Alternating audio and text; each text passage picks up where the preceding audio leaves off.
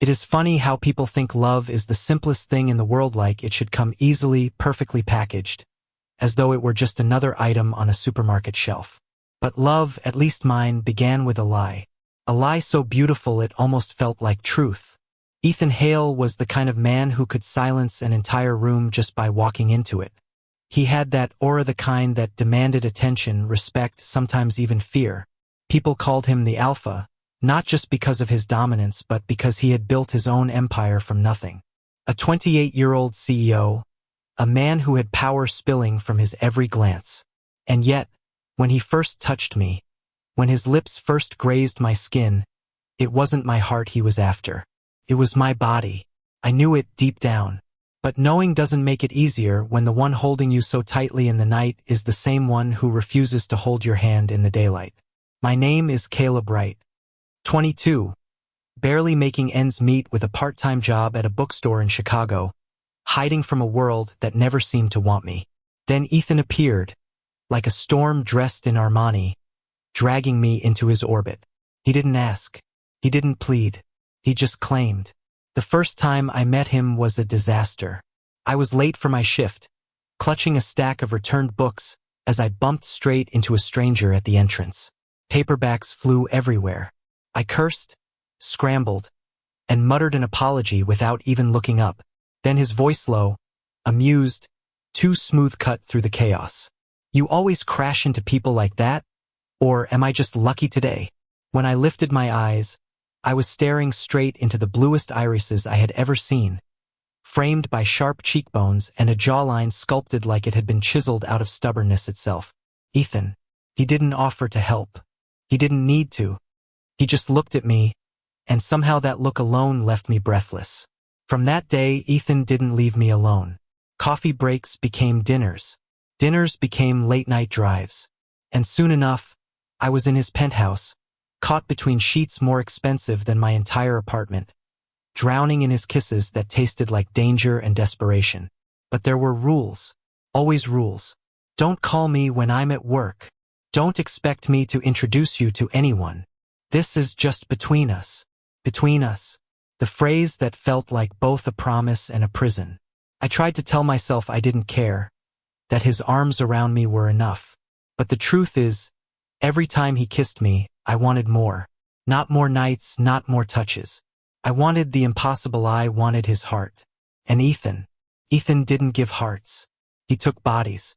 For weeks, I lived in the glow of something that looked like love but wasn't. Until the night tragedy came knocking. Started with a phone call. I was at the bookstore, restocking shelves, when my cell buzzed. Unknown number. I almost ignored it, but something in my chest told me to pick up. Caleb Wright? A voice asked. Yes. This is Mercy General Hospital. You're listed as the emergency contact for Ethan Hale. I froze. My blood turned to ice. An accident. A car crash. His black Mercedes wrapped around a highway guardrail. By the time I reached the hospital, the world felt unreal. Every step echoing like I was walking underwater. I pushed past nurses, doctors, people who told me to wait. And then I saw him. Ethan. Pale. Hooked to machines. His powerful body. The same body that once caged me in heat. Now vulnerable, fragile, almost broken. I should have been furious at myself for even caring. For rushing to his side when he had never once claimed me as anything more than a secret. But love doesn't listen to logic. Love doesn't care about rules. For hours, I sat there, clutching his hand, whispering things I knew he couldn't hear. Memories of laughter in his car. The way his hand rested on the back of my neck when he thought I was asleep. The softest part of him that he never let anyone else see. And then, against all odds, he woke up. Blue eyes fluttered open, dazed, confused, and then landed on me. You came, he whispered, voice broken. I shouldn't have, I wanted to say, but I didn't. Something shifted in that hospital room. The alpha who once only desired my body looked at me as if I was the air keeping him alive. For the first time, Ethan Hale wanted more than just possession. He wanted Mimi Hart, my forgiveness, my love. But how do you forgive someone who taught you to believe your love was unworthy of daylight? The answer wasn't simple, because even as he held my hand tighter, a storm was still waiting outside those walls. Society, expectations, his empire, and my own broken trust. This was no fairy tale. This was America, where two men loving each other openly could mean losing everything. And for Ethan, everything was exactly what he had to lose if he chose me. The thing about tragedy is that it strips people down to their rawest selves. And when Ethan walked out of the hospital a few weeks later, cane in hand, scars hidden beneath his perfectly tailored suit, I realized the man standing beside me wasn't the same alpha I had once known. But the world didn't see that. To them, Ethan was still the ruthless CEO, the powerhouse who could crush rivals with a glance. And to them, I was still nobody, just a bookstore clerk who had somehow stumbled into his orbit. Whispers spread fast. Photos leaked. A grainy shot of me helping him into his car after therapy made headlines the next day. Ethan Hale's mystery companion. Overnight, I went from invisible to infamous. Do you regret this? I asked him one evening, when we were back in his penthouse, the city glowing beneath us. Regret what? He said, sipping his bourbon like nothing in the world could shake him. Being seen with me. He paused, eyes cutting toward me, sharp as ever. No, but I regret making you believe I didn't care about more than your body. It should have been enough. Those words, that look. But scars don't heal in a sentence. The truth was I was terrified. Terrified that the man who had once kept me in the shadows would crumble under the weight of the spotlight now that everyone was watching. Terrified that I would lose him to fear. And Ethan, he was terrified too. Only his fear wore a different mask. He showed up at my bookstore unannounced one Saturday. Not in his usual polished armor, but in jeans and a hoodie, looking almost human, almost like the boy he must have been before the world demanded he become an alpha. I want to fight for you, he said. Right there between the shelves of poetry and mystery novels.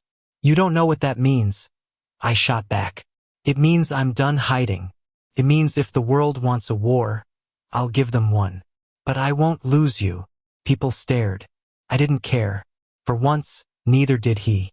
But the war came sooner than we expected. The board of his company threatened to force him out, claiming he was distracted and reckless. Shareholders whispered about scandal. Investors backed away. Every day the headlines grew harsher. And then came the night he almost broke. I found him in his office, tie discarded, head in his hands, glass of untouched whiskey on the desk. For the first time, the man who had once seemed invincible looked defeated. Maybe they're right, he muttered. Maybe I can't have you and keep everything I built. I stepped closer, my heart pounding. Then let it go. His head snapped up. What? Let it go. The empire, the power, the alpha everyone worships. None of it means anything if it costs you the only thing that makes you human. He stared at me, and for a terrifying second I thought he'd walk away. But then he stood, crossed the room in 3 long strides, and kissed me like a man choosing life over death. That was the night Ethan Hale stopped being an alpha and started being just Ethan. The weeks that followed weren't easy.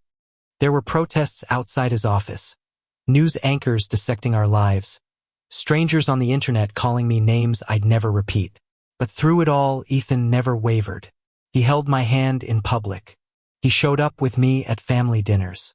He told the board, in no uncertain terms, that if loving me cost him his empire, then they could keep it.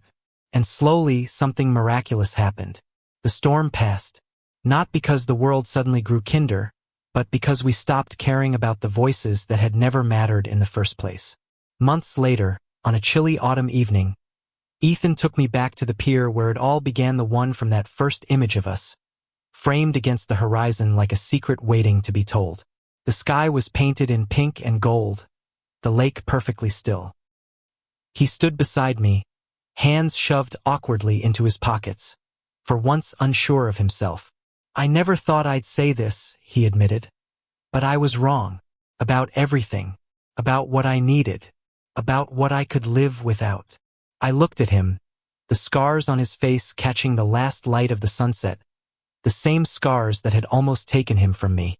And I realized I didn't see the alpha anymore. I saw the man. My man. He pulled something from his pocket then. A simple silver band. No flash, no grandeur. Just a quiet promise. I can't promise you the world won't hate us. I can't promise there won't be days we'll want to give up. But I can promise you this I'll fight for you. Every damn day. Until my last breath. My throat tightened. Tears blurred the horizon. Yes, I whispered, my voice shaking. God, yes. The ring slid onto my finger, cool at first, then warm as his hand closed over mine. And in that moment, with the lake stretching endlessly before us and the sky burning above, it felt like we had rewritten the ending of our story. Not tragedy, not secrecy, not shame, but love. Honest, imperfect, defiant love. Because in the end, it wasn't power that saved Ethan Hale. It wasn't his empire or his alpha strength. It was the one thing he had once been too afraid to claim. My heart. And he never let it go again. Thank you for listening. Don't forget to like and subscribe to stay updated with the latest videos.